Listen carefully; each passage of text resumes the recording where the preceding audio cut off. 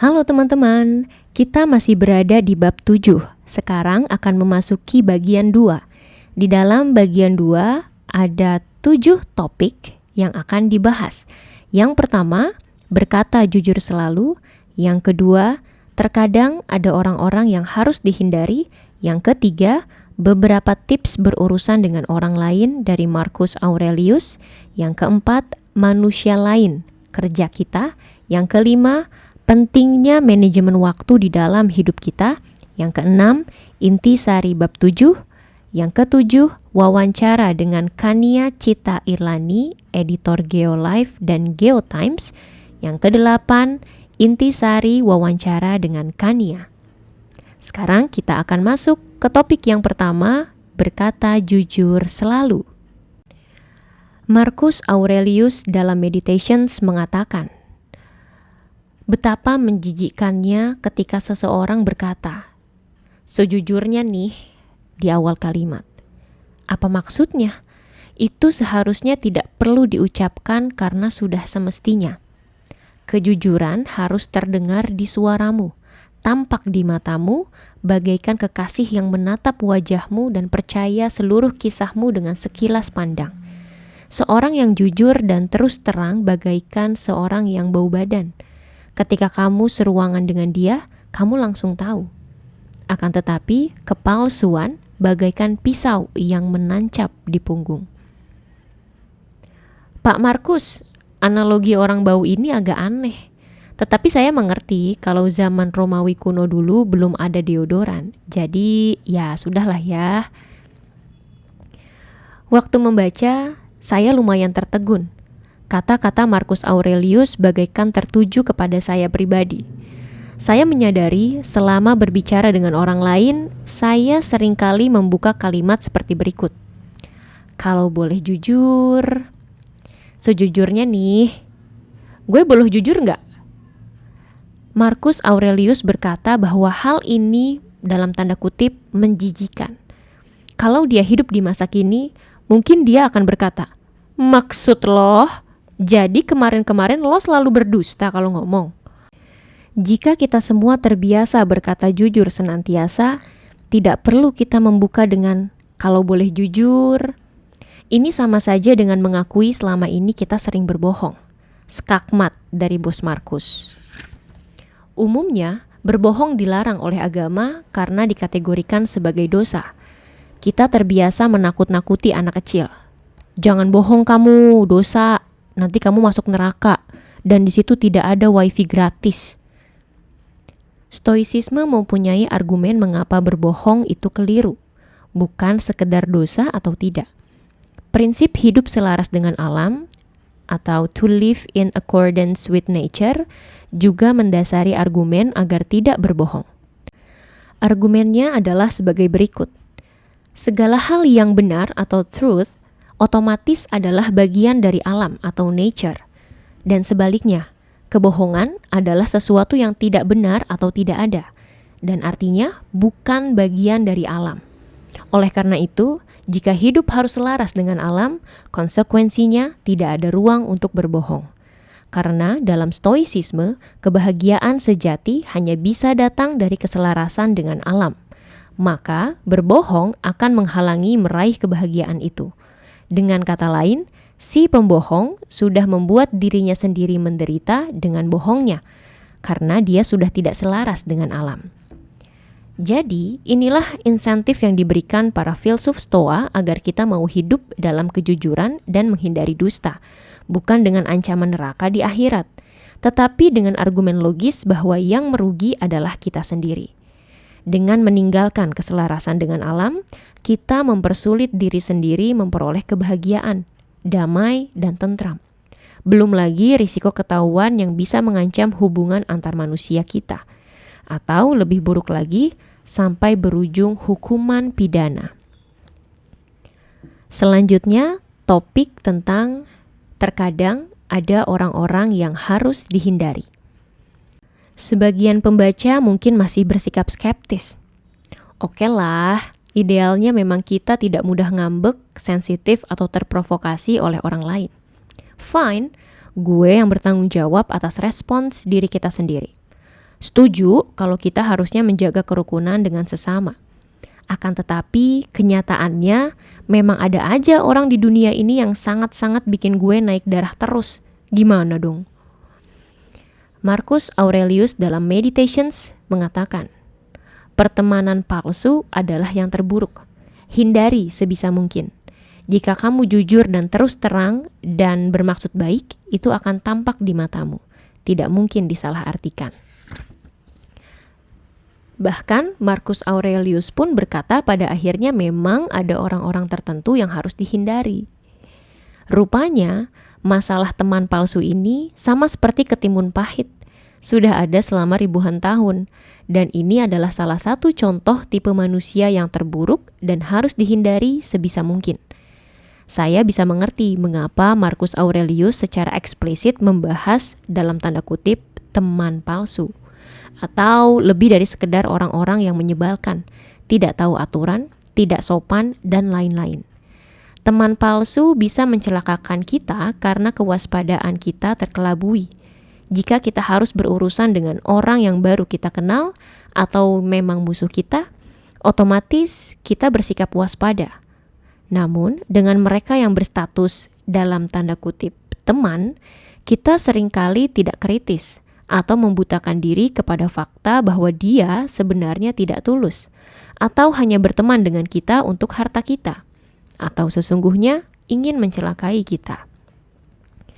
Seneca dalam Letters mengatakan, kesialan terburuk yang bisa menimpa seseorang yang kebanyakan duit adalah dia mengira orang-orang adalah temannya, padahal sebaliknya, tidak demikian. Selain teman palsu, mungkin ada orang-orang yang kehadirannya toksik atau merusak mental kita. Mungkin dia membawa pengaruh yang buruk. Kata-katanya selalu menjatuhkan, tidak mau kalah, atau terang-terangan selalu ingin menyakiti kita. Usaha untuk memperbaiki atau instruct sudah dilakukan dan dia tidak mau berubah. Opsi menoleransi atau endure pun dirasa sangat sulit. Karena kehadirannya sangat membawa aura negatif. Apa yang harus dilakukan? Ingat quote Marcus Aurelius, kalau ketimun pahit, dibuang aja. Saya rasa ini berlaku juga dengan hubungan sosial. Pada akhirnya akan selalu ada orang-orang yang negatif, yang tidak mau dikoreksi atau teman-teman palsu tadi. Ketika sudah tidak mungkin untuk mengoreksi atau menoleransi mereka, jalan terakhir adalah menghindari orang-orang tertentu dalam hidup selalu ada. Ada teman yang korosif, ya nggak usah ditemenin. Ada teman yang kalau ngutang selalu amnesia dan kalau ditagih lebih galak dari yang nagih. Ya udah, hindari aja. Ini tidak bertentangan dengan prinsip tidak mengisolasi atau memotong diri kita dari pergaulan, karena kita masih tetap mempertahankan kehidupan sosial. Hanya kualitasnya saja yang dijaga. Tentunya, stoicisme menganggap ini sebagai langkah terakhir dan tidak bisa dilakukan seenaknya. Dikit-dikit memutus pertemanan, menghindari orang, unfriend, block, dan lain-lain. Karena jika dilakukan terlalu sering, akhirnya kita yang memotong diri dari pohon masyarakat yang lebih besar. Seneca juga menuliskan mengenai pentingnya berhati-hati dalam memilih teman. Kita harus ekstra hati-hati dalam memilih orang dan memutuskan apakah mereka layak untuk berbagi waktu dengan kita. Tidak ada yang lebih menggembirakan dari persahabatan yang akrab dan setia. Sungguh sebuah berkah untuk memiliki mereka yang siap dan mau menerima segala rahasia kita dengan aman. Bercakap-cakap dengan mereka menyejukkan kecemasan kita. Nasihat mereka membantu kita menetapkan pilihan. Keceriaan mereka mencairkan kesedihan kita. Bahkan, sekedar kemunculan mereka sudah membuat kita senang.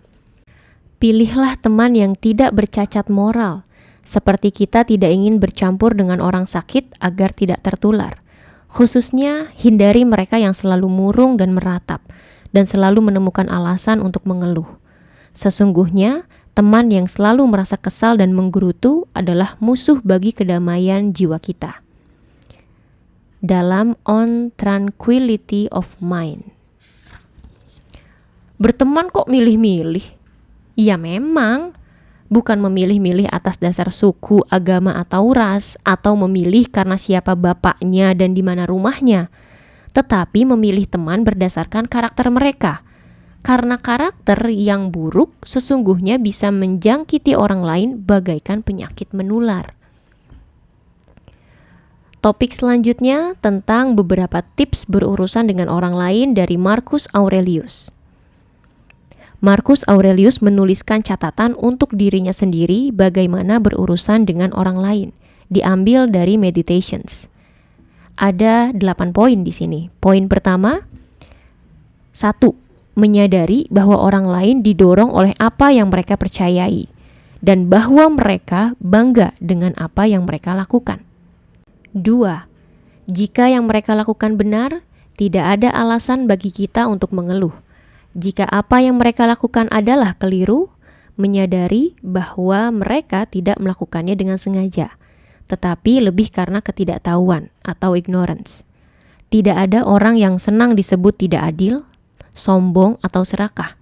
Apapun sebutan yang mengesankan mereka bukan anggota masyarakat yang baik. 3. Ingatlah bahwa kita sendiri melakukan banyak kesalahan. Kita tidak berbeda dari mereka.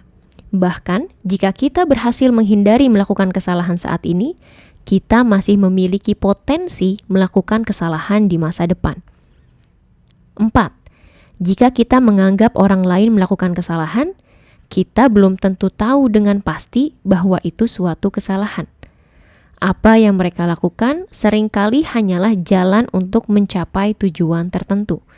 Kita harus benar-benar mengerti banyak hal sebelum bisa menghakimi tindakan orang lain. 5. Ketika kamu kehilangan kendali atas emosimu atau bahkan sekedar merasa kesal, ingatlah bahwa hidup manusia sangatlah singkat dan tidak lama lagi kita semua akan dikuburkan. Bahwa bukan apa yang orang lain lakukan yang mengganggu kita, tetapi persepsi yang salah dari diri kita. Buang itu semua. Berhenti beranggapan bahwa ini semua adalah bencana. Maka akan lenyaplah amarahmu. Bagaimana kita bisa melakukan itu? Dengan menyadari bahwa sesungguhnya kita tidak benar-benar terlukai. 7. Lebih banyak kerusakan ditimbulkan oleh kemarahan dan kesedihan kita daripada hal-hal yang menyebabkan kemarahan dan kesedihan tersebut. Dan yang ke-8, sesungguhnya kebaikan atau kindness itu sangatlah kuat, asalkan dilakukan dengan tulus dan bukan pencitraan. Orang paling jahat pun tidak berdaya jika kita terus memperlakukan dia dengan kebaikan dan dengan lembut memperbaikinya. Biarlah nasihatmu disampaikan dengan lembut tanpa harus menudingkan jari. Lakukan dengan penuh kasih tanpa kebencian di hatimu. Bicaralah dengan tidak menggurui dan ingin dikagumi orang lain.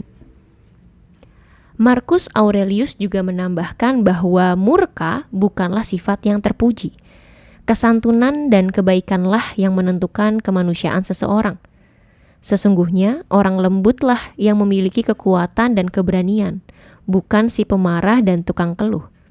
Sebaliknya, kemarahan pada orang lain adalah sebuah hambatan bagi tugas kita. Marcus Aurelius berkata, kita dilahirkan untuk bekerja sama bagaikan kaki, tangan, dan mata, bagaikan 2 baris gigi atas dan bawah. Untuk menghambat orang lain adalah melanggar alam. Untuk menjadi marah pada orang lain adalah memunggunginya. Ini semua adalah hambatan. Topik selanjutnya, manusia lain. 2. Kerja kita. Marcus Aurelius dalam Meditations mengatakan, manusia lain adalah kerja kita. Tugas kita adalah berlaku baik dan hidup berdampingan dengan mereka. Akan tetapi, ketika mereka menjadi halangan dalam kita menjalankan kerja kita, mereka menjadi irrelevan, bagaikan sinar matahari, angin, dan bintang-bintang. Tindakan kita mungkin dihambat oleh mereka, tetapi tidak ada yang bisa menghambat niatan atau watak kita. Berkali-kali Marcus Aurelius, Seneca, dan para filsuf Stoa lainnya memberi penekanan pada hubungan antar manusia. Bahkan di kutipan di atas dikatakan hubungan kita dengan manusia lain sebagai salah satu kerja kita. Kewajiban kita adalah terlebih dahulu melakukan hal yang baik kepada orang lain dan bisa hidup rukun di sisi mereka.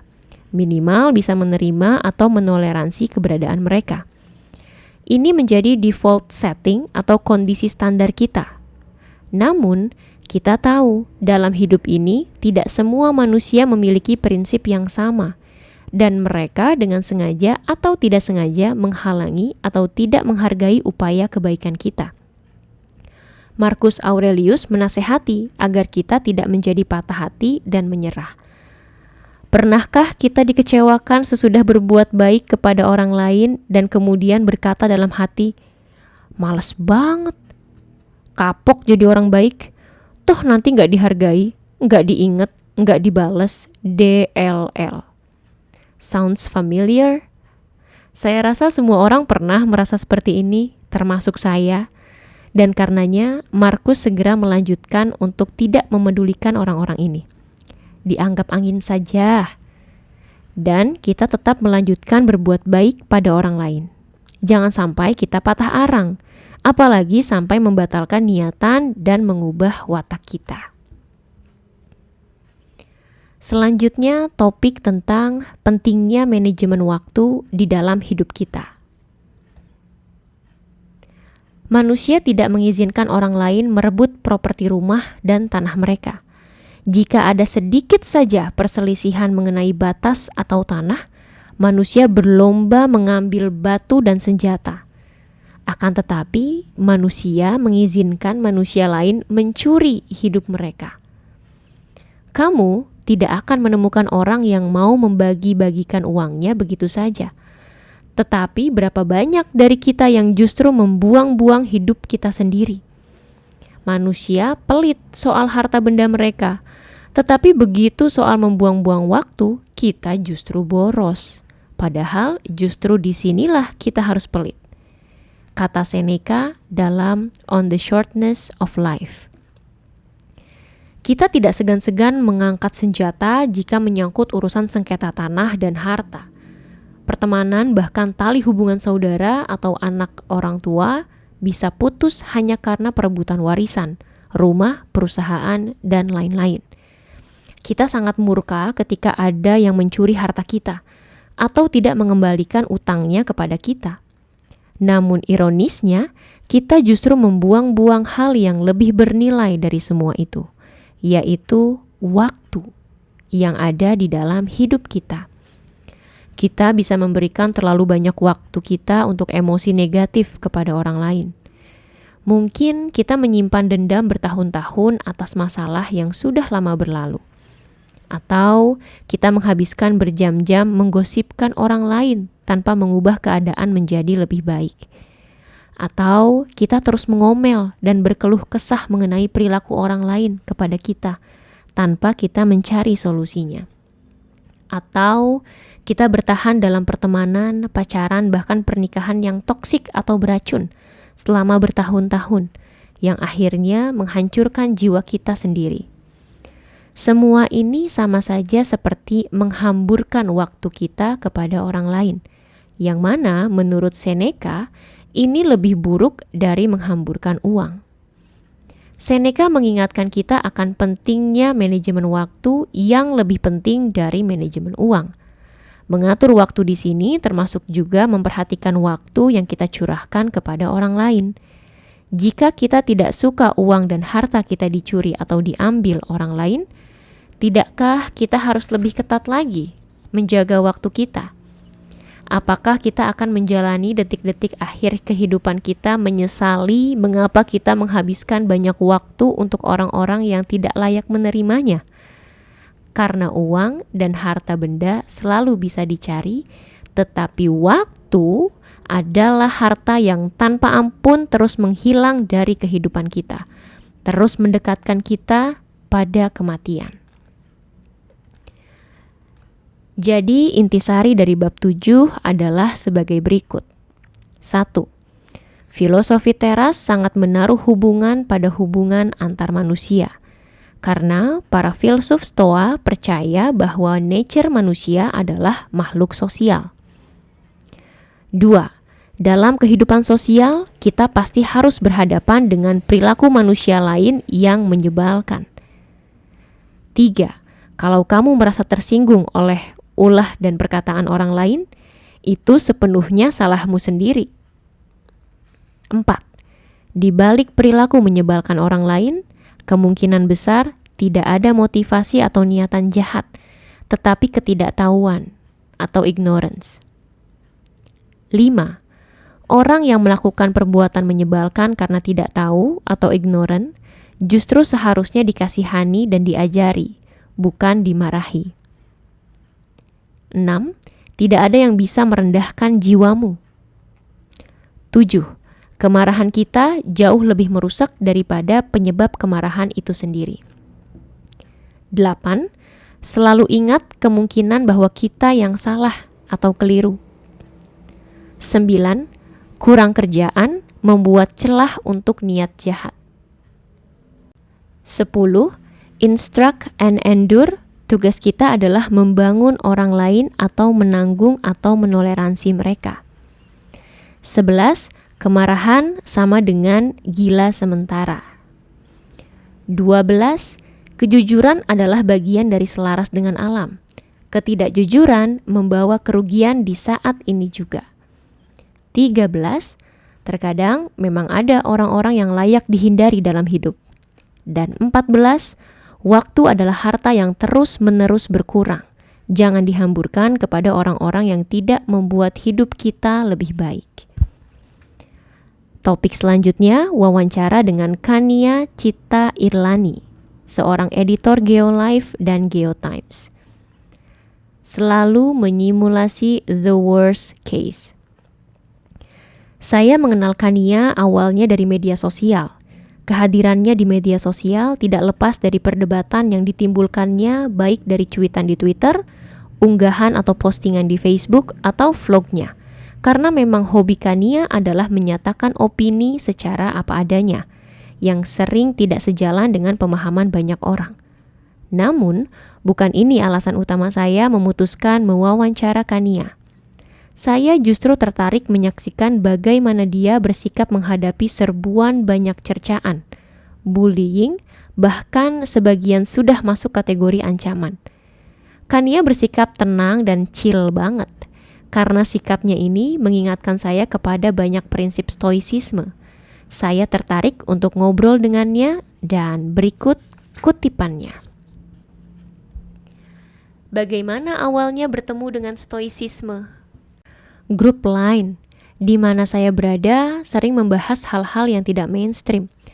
Waktu itu ada yang membahas spirituality. Kami biasanya berkutat pada filsafat-filsafat yang memuaskan kognitif, seperti Marxisme, dialektika, Renaissance.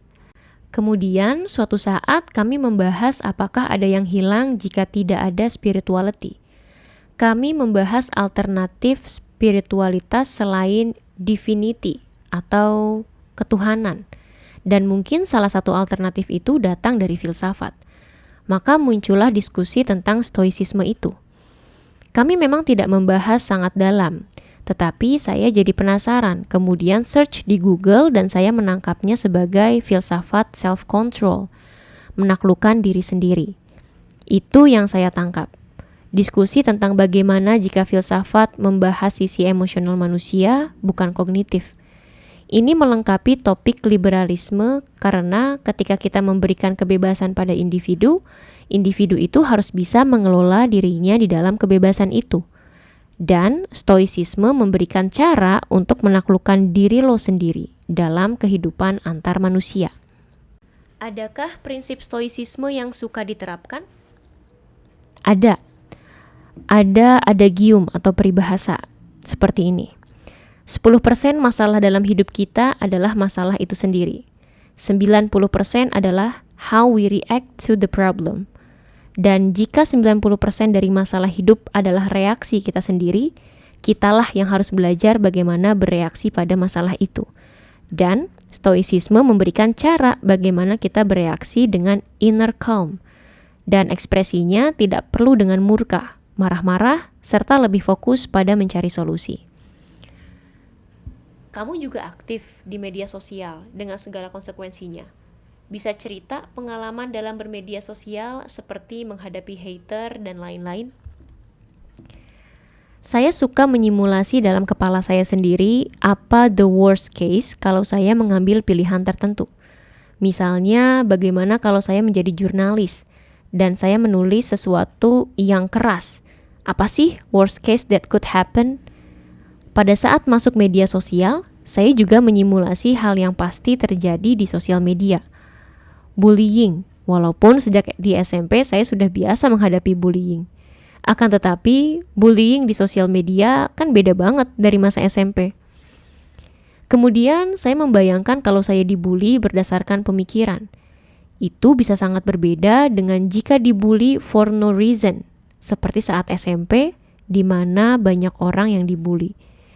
Kalau kita memberi sebuah pernyataan yang keras, yang challenge the norm of society, mungkin kita akan menerima bullying yang jauh lebih parah dari itu.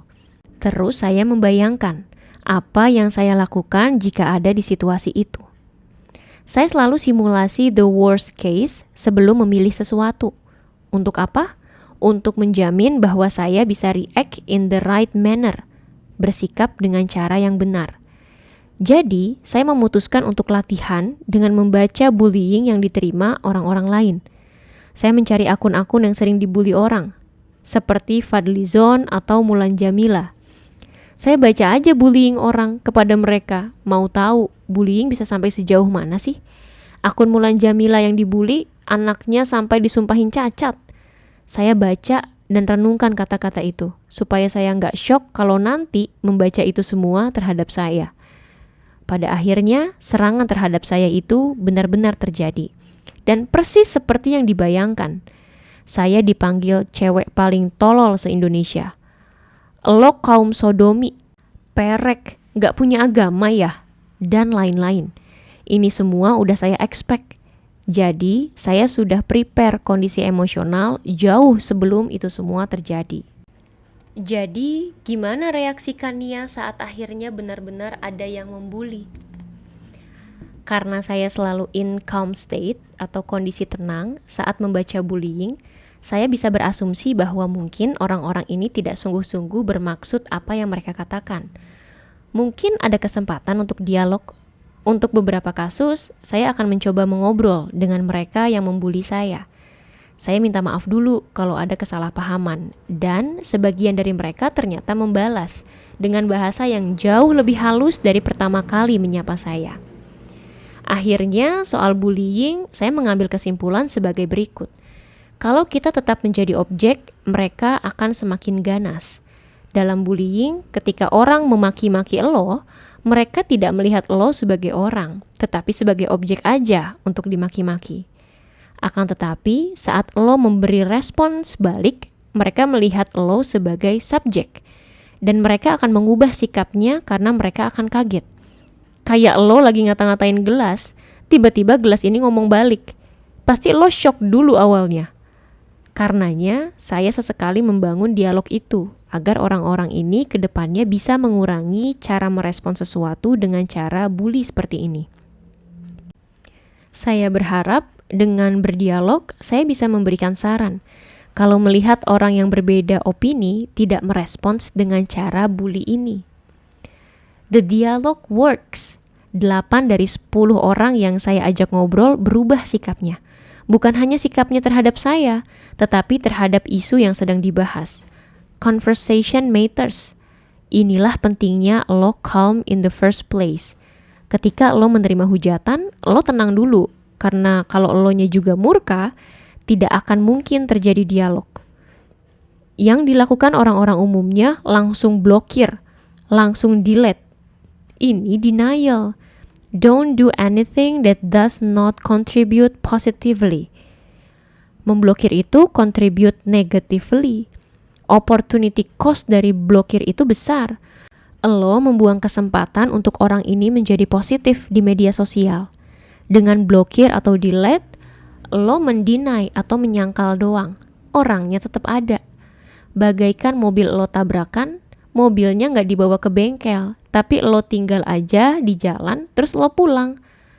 Lo emang nggak lihat lagi mobil itu? Tetapi mobil itu masih ada di jalan, masih rusak. Sekali lagi, saya bisa calm karena saya sudah menyimulasi dulu the worst case untuk memastikan mental kita siap untuk apapun. Masalahnya kalau saya lihat teman-teman yang seumuran saya, mereka selalu berharap pada best case. Ini positive thinking in the wrong way, karena lo akan shock banget saat worst case terjadi. Sejak kapan kebiasaan menyiapkan skenario terburuk di atas mulai terbentuk? Mungkin karena hidup saya sekeras itu. Saya lahir di keluarga yang berada. Suatu hari orang tua saya berpisah saat gue masih kelas 1 SD. Kami anak-anak tinggal bersama nyokap, dan nyokap tidak punya bekal apapun untuk bisa mempertahankan gaya hidup yang sama. Jadi secara keuangan drop banget. Keadaannya berbalik 180 derajat. Yang dilakukan nyokap tidak memanjakan saya atau membuat anak-anaknya denial. Nyokap saya gak kayak gitu. Dia malah memberitahu bahwa kami jatuh miskin. Mamah cerai, jadi aku harus menjaga adik. Nyokap gak pernah memperlunak masalah. Jadi, saya gak pernah merasakan denial atau menyangkal keadaan. Kalau ada masalah, ya dihadapi langsung sejak kecil. Nah, itu baru soal kemiskinan. Selain kemiskinan, ada hal-hal yang muncul dari kemiskinan itu.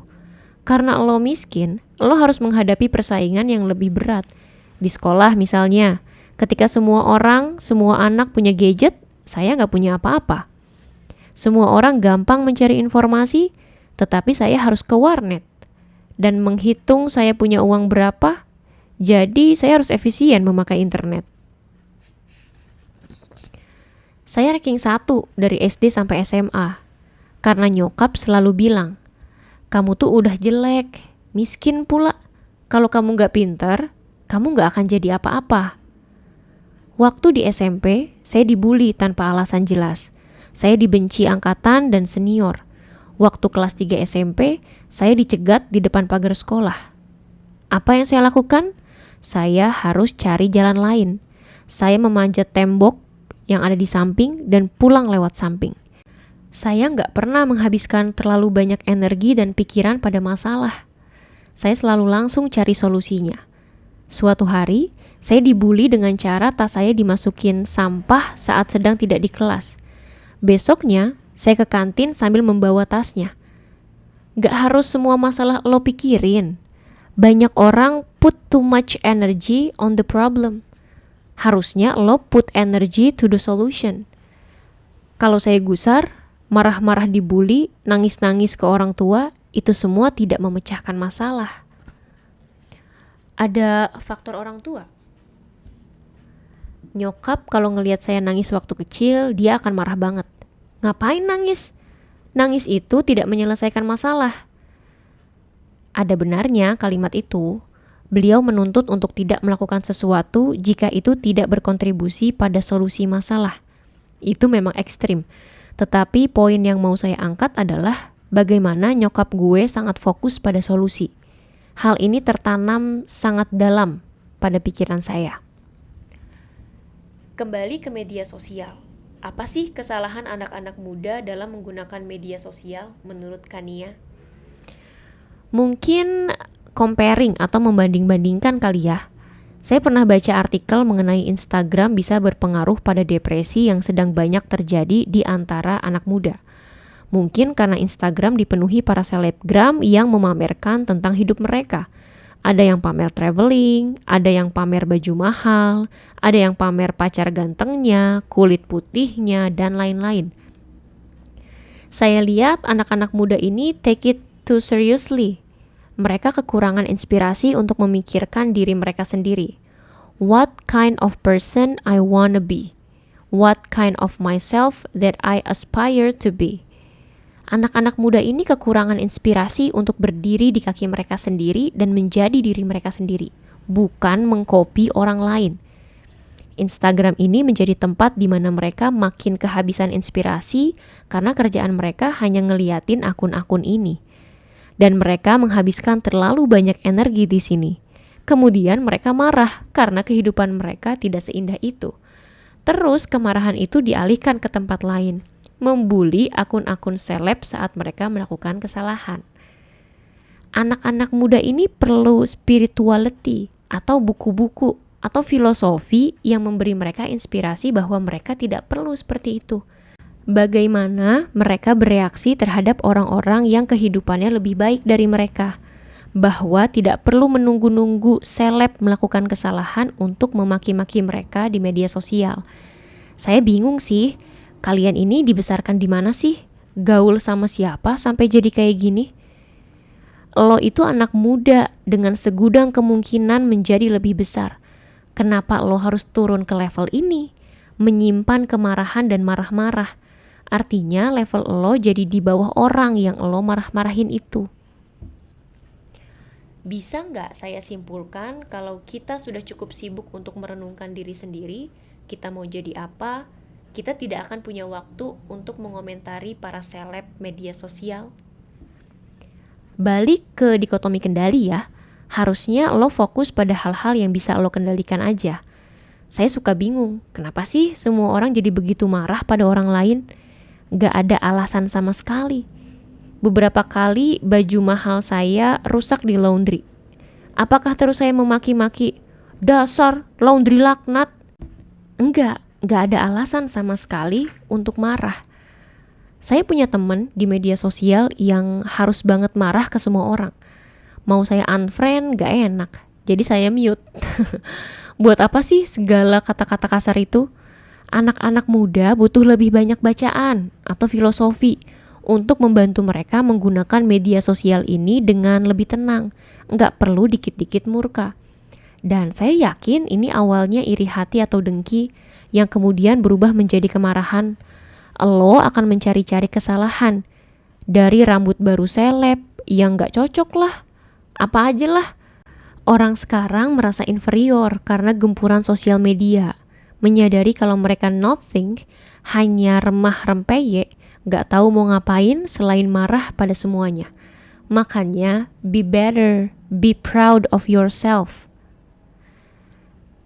Kania Irlani bisa diikuti di Twitter @citairlanie, Facebook dan YouTube pada channel Geolife ID. Jadi intisari wawancara dengan Kania ada 5 poin. Yang pertama, Stoicisme adalah aliran filsafat yang lebih mementingkan pengendalian emosi, bukan sekedar topik intelek untuk perbincangan saja. Yang kedua, 10% masalah dalam hidup adalah masalah itu sendiri. 90%-nya adalah bagaimana kita merespons masalah itu. Yang ketiga, menyimulasi kemungkinan terburuk dari setiap tindakan membantu kita mengantisipasinya, termasuk di media sosial. Yang keempat, online bullying bisa dihadapi dengan tenang, bahkan bisa menjadi kesempatan dialog positif yang membangun. Dan yang kelima, anak muda terlalu banyak membandingkan diri dengan hidup orang lain yang tampak sempurna di media sosial. Ini bisa menyebabkan kekecewaan pada hidup sendiri yang berlanjut dengan rasa marah. Ini adalah akhir dari bagian 2 pada bab 7. Yang artinya ini juga akhir dari bab 7 yang berjudul Hidup di Antara Orang-orang Menyebalkan. Selanjutnya kita akan masuk ke bab 8 yang berjudul Menghadapi Kesusahan dan Musibah. Di dalam bab 8 terdapat 6 topik. Topik yang pertama, melawan pola pikir destruktif. 2. Menerima penderitaan. 3. Menang dengan bertahan. 4. Latihan menderita. 5. Halangan adalah jalan. Dan yang keenam, intisari bab 8. Sampai jumpa di bab selanjutnya.